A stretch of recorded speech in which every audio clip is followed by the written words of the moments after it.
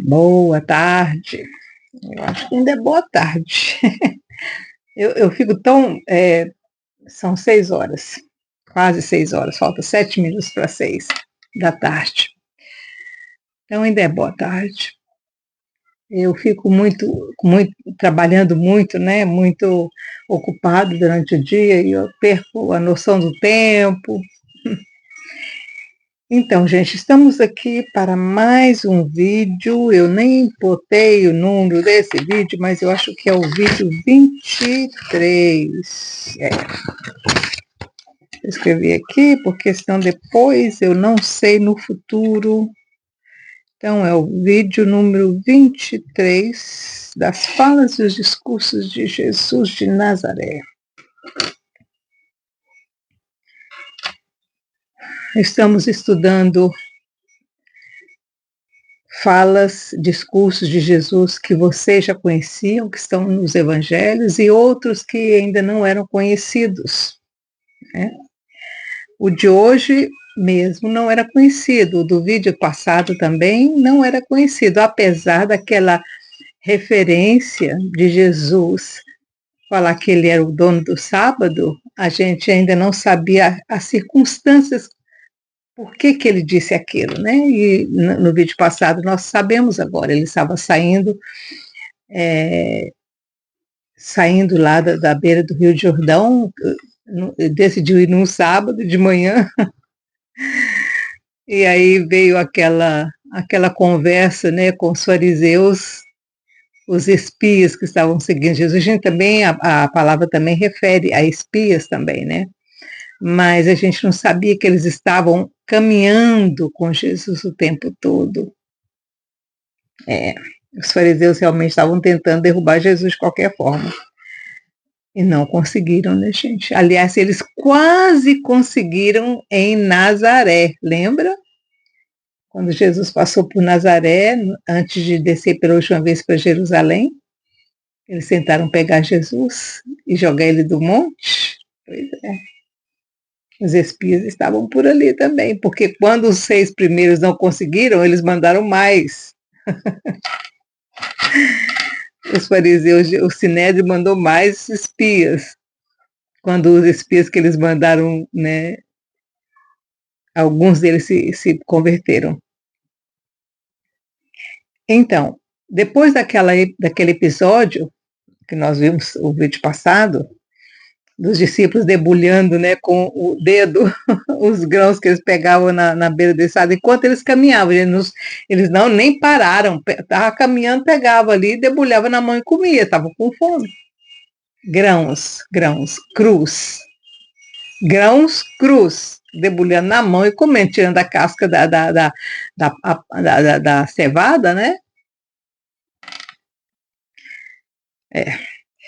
Depois daquele episódio, eles chegaram em Traqueia, que era o lugar que eles queriam chegar.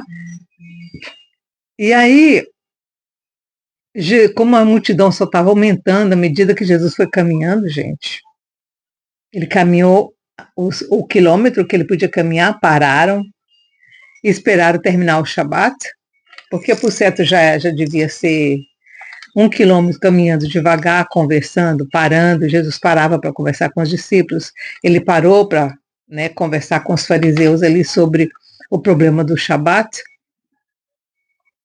Acabou que, quando o Shabat terminou, eles continuaram caminhando. Jesus não parou, porque o Shabat terminou, eles continuaram caminhando, aí pegaram um ritmo bom, chegaram em Traqueia, e aí Jesus, para se livrar da multidão, na noite, porque chegaram já de noite, né, gente? Ele pegou um barco com os 12 discípulos, deixou os discípulos de João, deixou os espias, o povo que estava seguindo ele, que já era mais de 100 pessoas. Aí deixou eles lá e pegou um barco e se mandou. Quando eles acordaram de manhã, cadê Jesus?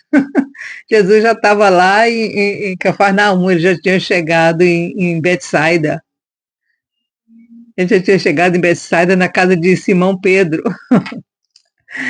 Aí a multidão, cadê Jesus? Cadê Jesus? Jesus já tinha ido embora. Eles foram só pode ir para Cafarnaum, porque era o destino que ele tinha falado que iam, né? E aí os espias, os discípulos de João e todo mundo que estava por ali, e os que estavam seguindo também, acabaram chegando lá em Cafarnaum. É muito engraçado. Vamos lá. Jesus e os discípulos chegaram a Cafarnaum no dia 3 de maio. Vamos lá tomar um negocinho para acalmar a garganta.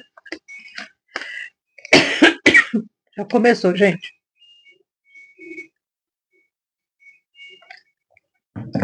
Eita, Jesus.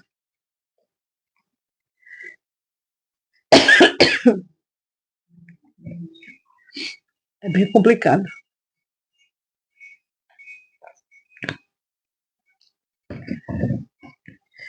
Ai, gente, vocês têm que ter paciência.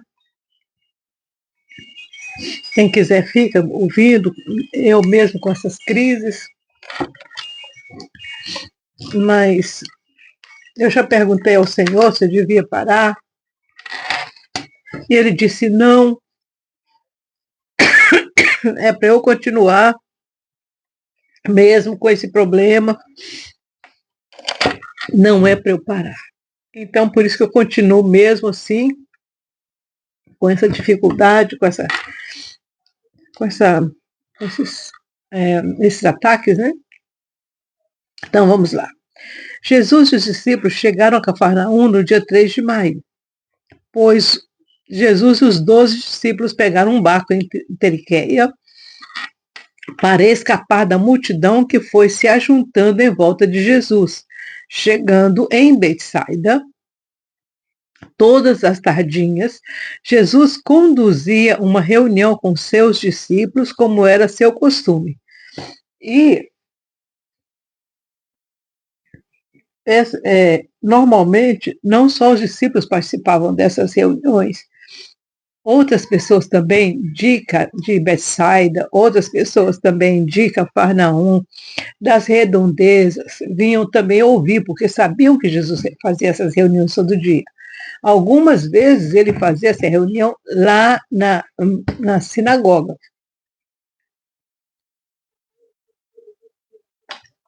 Mas muitas vezes ele fazia na beira do mar, na beira da água, né? Na beira do lago de Genezaré, ou do mar da Galileia, como a gente chama. Numa dessas reuniões de perguntas e dúvidas, um dos espiões, um dos 6 espiões, que acompanharam Jesus, porque a multidão conseguiu achar Jesus 2 dias depois, olha o tanto que eles demoraram, o tanto que Jesus tinha que caminhar com aquela multidão, e à medida que Jesus ia caminhando, a multidão ia aumentando, né? Então Jesus falou, não, deixa eu pegar um barco em Teriqueia, e vou direto, passar a noite, né, navegando nesse barco, e chegaram em Betsaida, e depois foram para Cafarnaum. E a multidão, os espias e os outros discípulos que não foram no barco com Jesus, chegaram 2 dias depois. Mas conseguiram achar Jesus, né?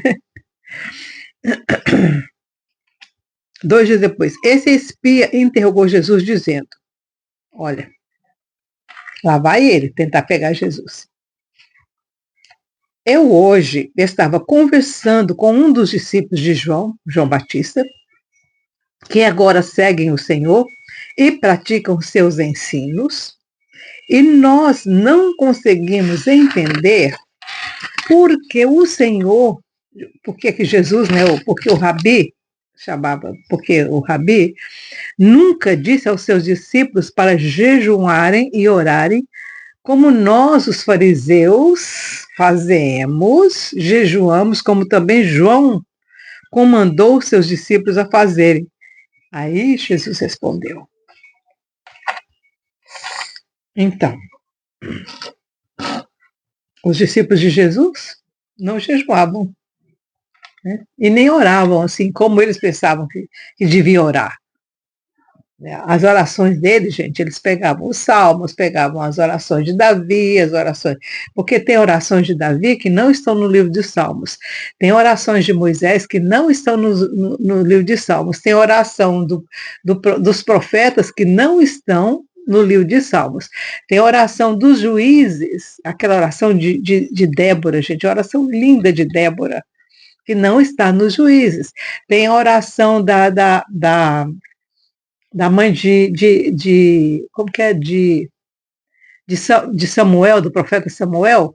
Então, tem a oração da mãe do profeta de Samuel, que também não está nos Salmos. Então, tem várias orações dentro do Torá, dentro dos livros religiosos judaicos, que não estão no livro de Salmos. E essas orações, eles decoravam ela.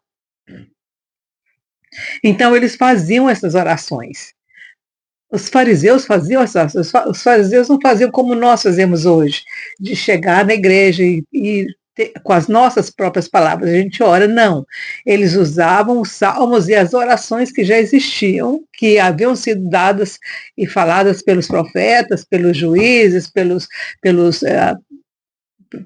salmista, pelo Salomão. Salomão também tem uma oração de Salomão que ele fez na inauguração do templo. Gente, que oração linda! E eles usavam essas orações. E os fariseus não estavam vendo os discípulos fazerem isso, porque os fariseus oravam 3 vezes por dia. E os discípulos de Jesus não. Aí eles chegaram para Jesus e falaram assim: por que os discípulos de João e nós, os fariseus, jejuamos, como é mandado pelos nossos rabis, e por que você não manda os seus discípulos jejuar e orar? Aí Jesus responde: por acaso vocês já viram os filhos e amigos da casa do noivo jejuarem enquanto o noivo está jejuando com eles? Vocês vão se lembrar desse episódio. Quem já leu a Bíblia e o Novo Testamento já ouviu essa história de Jesus. Só que agora nós vamos ver mais o que Jesus falou mais. Jesus só não falou que pedacinho que está lá nos evangelhos. Ele falou muito mais do que aquilo. Por acaso vocês já viram os filhos, e filhos, não só os amigos, filhos e amigos da casa do noivo jejuarem enquanto o noivo está festejando com eles?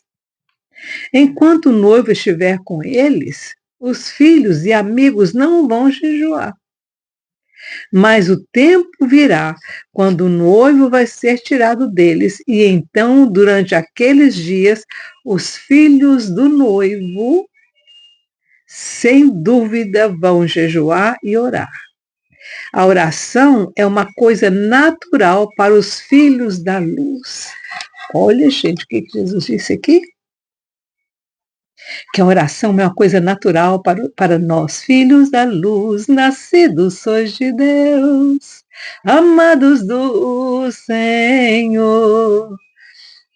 Somos filhos da luz. Por isso que Jesus fala, a oração é uma coisa natural para os filhos da luz. Mas o jejuar não faz parte do evangelho do reino celeste. O que Jesus está dizendo? Olha, lá de onde eu vim não se jejua, nem comem. Não tem jejum, lá não precisa de jejum. Agora a oração e o louvor, isso existe. É natural dos filhos da luz orarem. Agora o jejum? No reino celeste? Não é necessário. Vou recordar a vocês o que venho falando com vocês. O alfaiate ou o costureiro não vai costurar um pedaço de pano novo que nunca foi lavado em uma roupa velha. Porque quando for lavado, o pedaço novo que foi costurado vai encolher e o conserto fica pior. Vamos entender o que Jesus... Porque essa palavra que Jesus falou foi para a época, né, gente? Naquela época, existia um tipo de material só, que era feito da lã, e também tinha o que era feito do algodão, e tinha o que era feito das palhas, né? O que era feito de algodão, ele tinha que ser lavado antes de ser costurado, porque quando se molha um tecido de algodão, ele encolhe. Então, o que Jesus está falando aqui, que um alfaiate, uma costureira, nunca vai pegar uma roupa assim velha e vai colocar um emendo, está furada, ela vai colocar um emendo de um pano novo num pano velho. Porque quando for lavar, aquilo vai encolher. E aí o problema vai ficar maior. Não vai fazer só, vai ter só um buraco, vai ter um trem esquisito aqui. E o pano velho vai se romper, porque o pano novo está mais firme, está mais forte, e ele vai puxar o pano velho e vai rasgar. Por isso que ele fala, um costureiro nunca vai pegar um pedaço, vai fazer um remendo num pano velho com um pano novo. Porque o pedaço novo que foi costurado vai encolher e o conserto fica pior. Como também os homens nunca colocam vinho novo em odres velhos, porque o vinho novo vai fermentar e vai quebrar ou vai estourar o odre. E o odre se perde. Tanto o vinho, e não, olha aqui, vou falar de novo. Como também os homens nunca colocam vinho novo em odres velhos, porque o vinho novo vai fermentar e vai quebrar o odre velho, e tanto o vinho como o odre se perderão. O homem sábio coloca vinho novo em odres novos. Portanto, meus discípulos sabiamente entenderam que não devem trazer para o novo ensinamento as regras da ordem antiga. Eu trago o evangelho do reino celeste. Jesus está dizendo, gente, o que eu trago para vocês agora é novo, é o reino. Eu estou trazendo lá de cima do reino do meu Pai, conhecimento de como é que é lá em cima, trazendo para a terra para que vocês cresçam e possam chegar à estatura de ir e participar do reino do meu Pai. Ele disse, as leis de Moisés são terrenas. Eu estou trazendo para vocês leis espirituais do reino celeste. Gente, tem uma diferença entre a lei da terra e a lei do céu. Tem uma regra celeste do reino do Pai. A regra celeste do reino do Pai é baseada no amor, na caridade, na benevolência. Ela é baseada na dádiva de você compartilhar. O reino celeste não é igual da terra. Jesus disse muitas vezes isso. O reino da terra é um querendo superar o outro, um querendo conquistar o que o outro tem, é um querendo tomar do outro o que o outro tem. Mas o reino do céu não é assim. É isso que Jesus estava dizendo, tentando dizer. Vocês estão tentando trazer para um reino celeste uma coisa da terra, e eu não vim para pegar da terra e levar para lá. Eu vim para trazer de lá, porque lá é superior, porque lá é o perfeito, trazer a perfeição para a imperfeição. E é isso que nem os discípulos entenderam. Com certeza, gente, nem os discípulos entenderam o que Jesus estava trazendo. Hoje nós temos condições espirituais de entender isso, e eu espero que você também tenha. Uma coisa são as leis da terra, por isso que Jesus disse, dai a César o que é de César e a Deus o que é de Deus. O que é de César é da terra, gente. O que é celeste, o que vem do céu é diferente, por isso que ele falou, anda 2 milhas se for necessário, deixa bater no outro lado se for necessário, porque essa é a filosofia do Pai. É difícil, não é fácil. Aí você diz, Miriam, mas fala-se que o reino do céu é perfeito, mas é perfeito. Essa é a perfeição do céu, que todos somos iguais. entre um arcanjo e um querubim, entre um anjo e tem outros, se eu me permitir falar o nome de alguns outros, né, tem outros seres celestiais, sim, milhões, gente. É infinito as criaturas que habitam o reino do Pai. É infinito. Tem criaturas que vocês nunca nem ouviram falar, elas são. Elas são. Ai, não tem nem coisa da gente ver elas. Não tem. Elas não têm nome, elas não têm aparência. Ai, Jesus. Oh, Pai.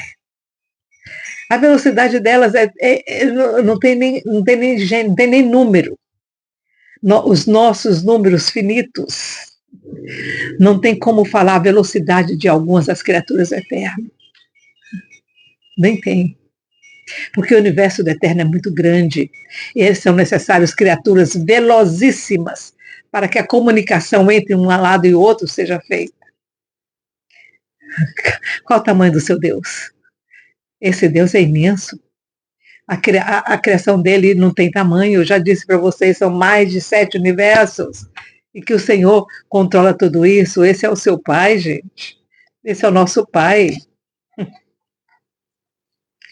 Então, é isso que Jesus está dizendo. É isso que ele está dizendo. O homem sábio coloca vinho novo em odres novos. Portanto, meus discípulos sabiamente entenderam que não devem trazer para o novo ensinamento as regras da ordem antiga. Você está disposto a aprender os ensinamentos da ordem celeste? O Senhor me dá permissão de contar uma história. Um tempo atrás, eu estava estudando. Eu deparei com com a experiência de uma pessoa que teve um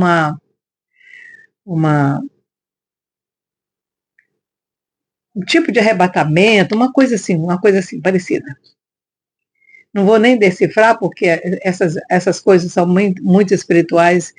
Ela pode ter saído, ela pode ter morrido, ela depois voltou.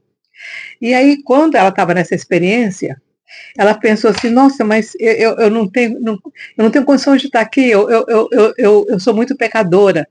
Se for colocar na balança a minha bondade, a minha maldade vai ganhar, e eu estou perdida, agora eu estou lascada. Aí chegou um anjo para ela e falou assim, você quer entrar? Ela falou assim, eu não tenho condição de entrar. Porque eu não tenho, eu peco demais, na minha balança a maldade é muito maior do que a bondade. Aí o anjo falou assim, não, vamos colocar aqui um filme da sua vida para você ver. E realmente, esse ser, essa pessoa, era um homem, quando ele foi vendo o filme da vida dele, ele falou assim, eu tô lascada, agora que me lasquei mesmo. Aí só tinha maldade, não tinha nada assim, sabe, que pudesse pender para a balança vinde benditos do meu pai, parece que não existia nada ali. Aí, de repente, ele se viu caminhando, né, viu ali no filme que estava passando na frente dele, ele caminhando numa floresta, num dia que ele estava muito chateado, ele estava querendo relaxar, né, ele estava muito triste, muito cansado, né, e ele estava andando com um bote de água igual esse aqui, né, caminhando, e aí bebendo água, aí ele parou assim num lugar e ele viu uma plantinha, parecia um arbusto, estava quase morrendo, né? E ele falou assim, coitado, né? Esse trem vai morrer se eu não botar um pouquinho de água. Aí ele bebeu quase que toda a água e deixou um pouquinho assim no fundo, bem pouquinho assim, aí ele pegou, foi lá e despejou na planta. E foi embora. Aí o anjo olhou para ele e falou assim, essa atitude que você fez te salvou. Essa foi a bondade que superou todas as coisinhas ruins que você acha que não te daria direito a entrar no paraíso. Essa atitude sua. Aí eu falei assim, nossa, mas é uma atitude que eu nem pensei, eu fiz assim natural, foi uma coisa assim, né? Como se fosse uma coisa natural mesmo, né? Sei lá, fui lá e botei o resto da água para a plantinha, porque ela tava com sede, eu vi que ela ia morrer se eu não colocasse aquela aguinha. Aí ele falou assim, realmente você salvou a vida daquela árvore. Ele falou assim, não, mas ela não era árvore, não, era um matinho. Aí o anjo mostrou para a pessoa. Uns anos depois, o tamanho que aquela árvore ficou, por causa daquele pouco de água que ele colocou, ele salvou, conseguiu salvar aquela plantinha até que chovesse e a planta pudesse absorver bastante água. E aquela plantinha, que ele pensou que não era nada, se tornou uma árvore gigante. E por que que aquilo foi bênção? Aí que ele foi entender que algumas coisas a gente planta hoje pequenas, que parece que não tem significado nenhum, mas aquilo daí 10 anos vai servir de bênção para 100, 300 tipos de criaturas diferentes. E foi isso que o anjo mostrou para ela. O futuro daquela árvore ia salvar muitos passarinhos, muitos iam fazer ninho ali, muitos filhotes iam nascer naqueles galhos, graças àquele pouquinho de água que aquele homem colocou no pé daquela árvore. Por isso que aquela atitude dele cobriu todo o resto. Você entendeu? Essa é a... Como é que eu vou chamar isso? Não é nem filosofia. Essa é é como acontece no universo. É a política do universo, é essa. Você dá sem nem pensar, sem nem pensar na recompensa. Ele fez aquilo sem. Não tinha recompensa nenhuma para ele ali. Não ia haver recompensa para ele. Então, tudo aquilo que você faz sem pensar no benefício que aquilo pode te trazer, é que salva você. Você faz com o coração, você faz pela bondade do seu coração, você faz sem nenhum desejo de ganho. Você faz por amor, você faz porque você vê aquela situação e aquela situação precisa de uma ação sua, imediata, e você realiza aquela ação, sem pensar que vai ganhar alguma coisa sobre aquilo. Você faz por fazer, você faz por amor, por bondade. Essa é a economia do céu. Essa é a economia do céu.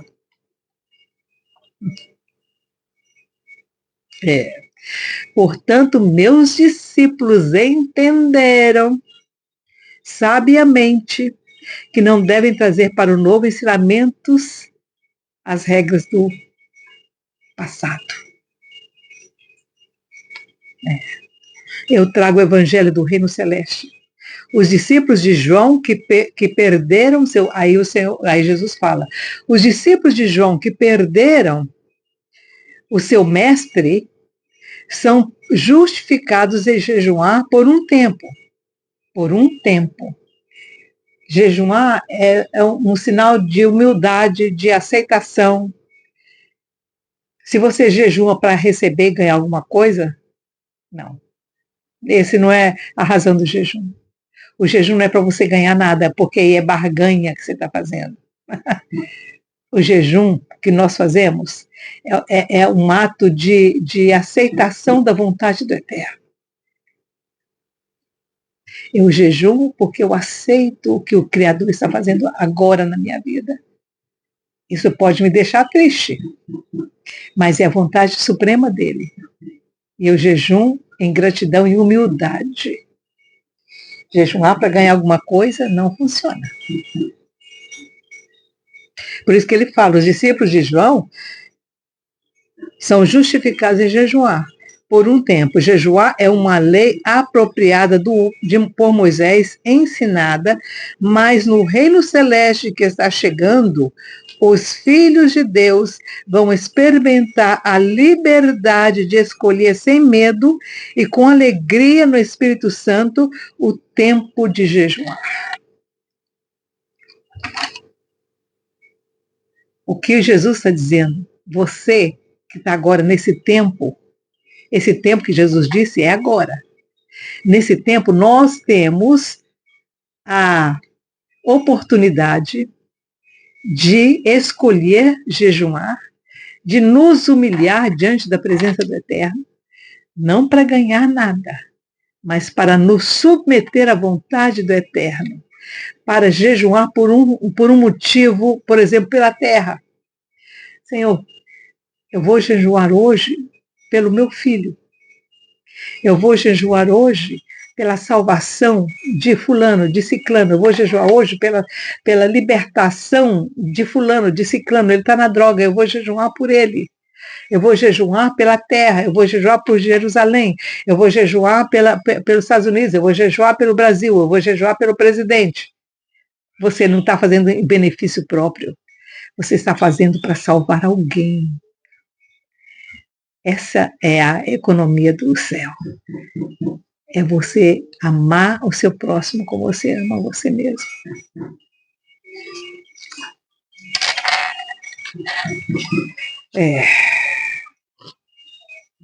E é para fazer com alegria, viu, gente? Porque Jesus fala, quando você jejuar, vamos chegar lá, peraí. Aquilo que é da antiga dispensação, que é bom e verdadeiro, precisa ser observado. Olha isso. Olha isso. Aquilo que é bom, aquilo que é verdadeiro da antiga dispensação, você tem que observar. O que é bom da antiga dispensação? Os 10 mandamentos. Ele é uma regra de vida. Você tem que preservar esses 10 mandamentos. Você não pode pensar, não, agora eu estou na dispensação nova, não preciso observar os 10 mandamentos. Precisa sim.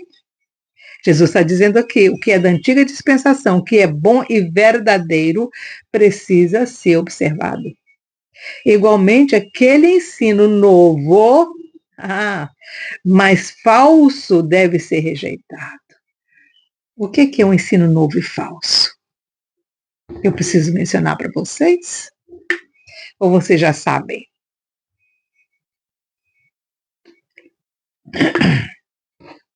Hein?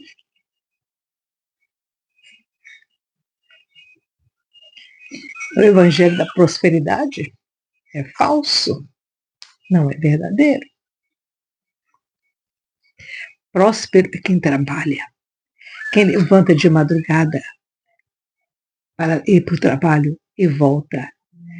É aquele que observa os mandamentos, é aquele que faz a vontade do Eterno, aquele que olha para o que está com necessidade, é aquele que abençoa aquele que está precisando de ajuda financeira e que você tem condições de ajudar. Você pode dar um quilo de arroz, você pode dar um tomate, você pode dar uma fruta, você pode dar uma vestimenta.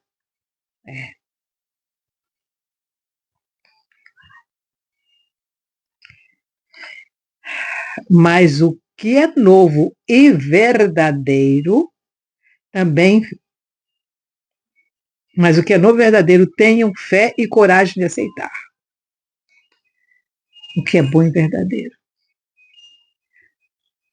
Nós temos muita coisa que é boa e verdadeira hoje. Usar a internet, por exemplo, é bom e verdadeiro. Para levar a mensagem de Jesus de Nazaré, é bom e verdadeiro. Lembrem do que está escrito, nunca rejeitem um amigo velho, porque o novo não se compara a ele.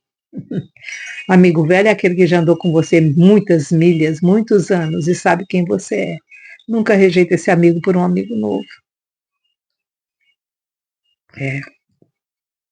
Um vinho novo é igual um amigo novo.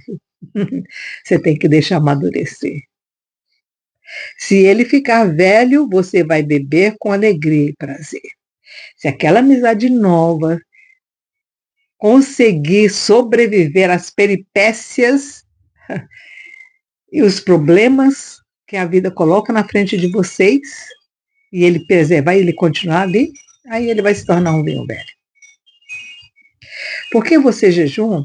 Ele fala para os fariseus. Por que você jejum? Por que razão vocês continuam afligindo a alma de vocês, se continuam tendo prazer em afligir e oprimir seu irmão e ficam felizes vendo a injustiça? Ele está se referindo agora aos 6. E vocês que estão criticando os meus discípulos por não jejuarem e não orarem, como vocês querem que eles façam? Por que vocês jejuam? Por que razão vocês continuam afligindo a alma de vocês e continuam tendo prazer em afligir e oprimir seu irmão? E ficam felizes vendo injustiça? Eles tinham feito isso no caminho? Eles tinham chegado para os discípulos e falado: por que vocês estão fazendo, debulhando com o dedo? Por que vocês não põem na boca? Estavam afligindo os discípulos de Jesus. Mas vocês jejuam para contendas e rixas e para ferir os outros sem piedade. Mas vocês não deveriam jejuar dessa maneira, só para ficar se gloriando em voz alta, como eles estavam fazendo ali. Nós, os fariseus, jejuamos, os discípulos de Jó jejuam, por que os seus não jejuam? Estavam se gloriando. Mas o jejum que eu escolhi é esse. Aí ele está usando o que o profeta falou. Tanto Jeremias como Isaías falaram sobre isso. Mas o jejum que eu escolhi foi esse. Um dia para um homem afligir a sua alma, para curvar a sua cabeça como um junco, ou prostrar em saco e cinza. O junco, gente, é aquela planta que nasce no brejo, que dá aquele pendãozão marrom. Esse é o junco. Quando o vento bate, ele dobra. E é isso que Jesus está dizendo. Um dia para o homem afligir a sua alma, para curvar a sua cabeça como um junco, ou prostrar um saco em saco e cinza, vocês têm a coragem de chamar isso de dia aceitável diante dos olhos do Senhor? Gente, Jesus deu uma cacetada nesses 6 agora. Incrível. Ele usou a própria experiência daquela ocasião, quando eles estavam caminhando, que eles criticaram os discípulos de Jesus, jogando na cara deles isso aqui agora. Esse não é o jejum que eu aceito. E ele usou o termo do profeta Jeremias. Vocês curvam a cabeça, jejum, ficam chorando pelas praças, jejuando, se colocam em saco e cinza, fica jogando na rua, se jogando no meio da multidão na rua. Vocês estão fazendo isso só para se mostrar. Porque o verdadeiro jejum não é esse que eu quero. E aí ele vai falar qual que é o jejum. Ele usou esse texto de Jeremias. Ele estava dizendo: não sou eu que estou falando. Jeremias falou isso de vocês. Vocês se curvam como junco, mas o coração de vocês está amaldiçoando o irmão. Esse não é o jejum que o Eterno aceita. Agora, o jejum que eu escolheria, o Jesus falando. Gente, Jesus aqui está falando como o Criador, aquele que comanda todas as coisas. Mas os discípulos não entenderam. Mas eu e você entendemos agora. Você não tem mais desculpa.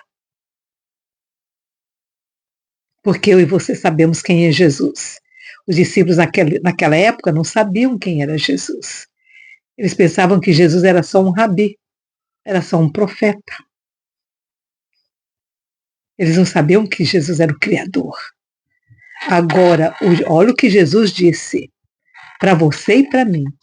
Agora, o jejum que eu escolheria é soltar as amarras da impiedade sobre o pobre, desfazer o nó dos fardos pesados, deixar livres os oprimidos e quebrar todo o jugo, todo o peso imposto sobre o pobre. O perfeito jejum seria compartilhar o meu pão com o faminto e trazer para um lugar seguro aqueles que não têm teto, um lar. E quando eu ver aqueles sem condição de comprar uma roupa, eu dar a eles uma vestimenta. Só então, oh Jesus, tem compaixão de nós. Só então a luz que está em você brilhará como o sol pela manhã, e a sua saúde vai brotar rapidamente. Por que nós temos tanta gente doente na igreja? Porque eles estão fazendo o jejum que Jesus não aceita. Porque faz jejum no sábado, na sexta-feira santa, e na segunda-feira já estão falando mal do irmão, já estão criticando o outro que está lá em pecado, ao invés de ir lá e trazer, como o pastor fez com aquela ovelha que ele deixou as 99 e foi buscar aquela que estava perdida.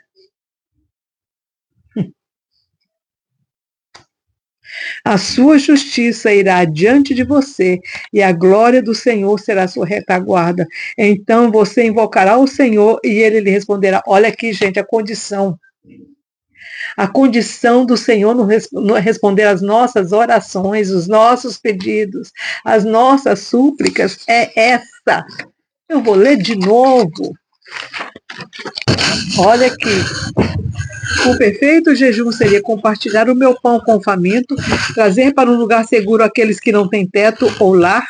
E quando eu ver aqueles sem condição de comprar uma roupa, eu dar a eles uma vestimenta. Aí, só então a luz que está em você vai brilhar.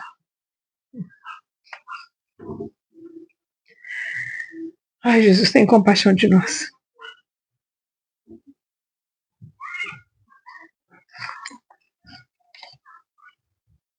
Só então a luz que está em você brilhará como o sol pela manhã e a sua saúde vai brotar rapidamente. Quer dizer, muita gente doente por causa disso.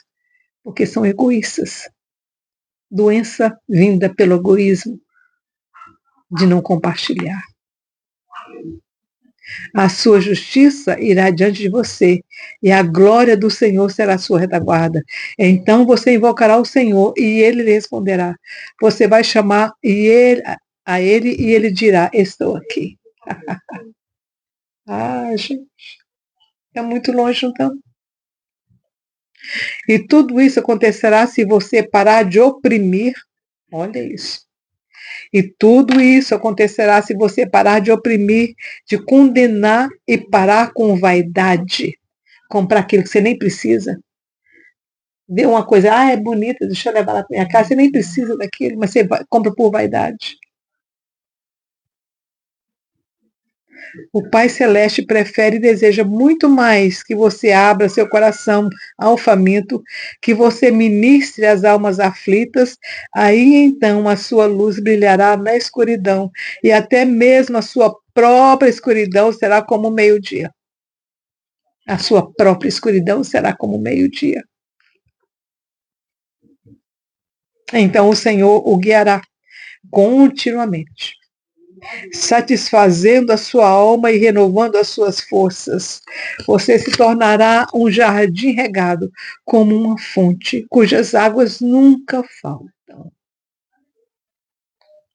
E aqueles que fizerem essas coisas restaurarão as glórias perdidas. Eles restaurarão os fundamentos de muitas gerações. Eles serão chamados de reconstrutores de muros destruídos, restauradores de caminhos seguros para habitar. Cresçam na graça por meio dessa fé viva, que compreende o fato de que vocês são filhos do Pai Celeste e, ao mesmo tempo, reconheçam cada pessoa como um irmão. Gente, eu estou arrepiada até a alma porque eu preciso aprender isso. Eu preciso aprender isso.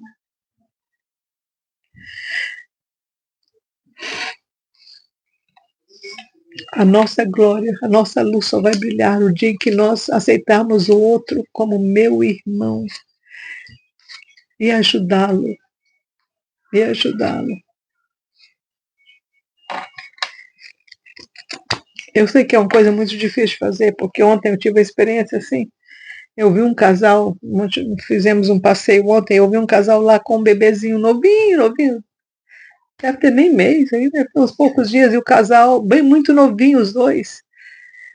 E ela sentada num canto, o rapaz sentado no outro com o bebê no colo, ele não sabia nem o que fazer com o bebê. Meu coração doeu naquele momento. E eu fiquei sem saber o que fazer. Eu disse, Senhor, tem compaixão dessa criança, tem compaixão desse casal. Eu pelo menos orei por eles, porque eu não tenho, a gente não tem como se aproximar de alguém e falar alguma coisa, porque ele vai falar, o que você tem a ver com isso, né? Mas eu orei por eles. Eu espero que naquele momento em que eu orei por eles e pedi a misericórdia por eles, olhando para eles, que a energia que eu transmiti ali possa abençoar aquele casal e aquele bebê. A minha vontade foi de chegar nele, naquele rapaz, e pegar aquele bebê no meu braço e abençoar aquela criança. Mas eu não podia fazer isso. As regras me impedem de abençoar. E eu faço isso assim, com os olhos.